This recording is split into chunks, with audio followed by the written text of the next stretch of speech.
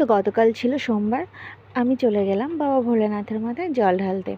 এটা হচ্ছে আমাদের পাশেই, আমাদের মানে বাড়ির পাশেই এই মন্দিরটা। তো এখানে গেলাম জল ঢালতে। অনেক দিনের ইচ্ছে ছিল যে আমি শিবলিঙ্গে জল ঢালবো। তো এতদিন আমাদের বাড়িতে যে জল ঢেলেছি সেটা আসলে শিবলিঙ্গ নয়, সেটাও তোমাদের সাথে শেয়ার করব। সেটা পাট ঠাকুর। পাট ঠাকুর মানে সেটা তোমার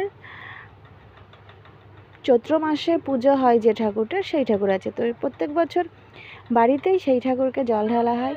তো এবারই গেছি আমি শিবলিঙ্গে জল ঢালতে। তো বেশ ভালোই লাগছিল। আর এটাই আমার প্রথম শিবলিঙ্গে জল ঢালা, একদম প্রথম। তবে কিন্তু আমি বাবাকে জল ঢেলেছি, সেটা হচ্ছে আমার বাড়িতে, সেটা কিন্তু শিবলিঙ্গ নয়। তো চলো, দেখা হচ্ছে পরের কোনো ভিডিওতে। বাই, টাটা, পাশে থেকো সবাই।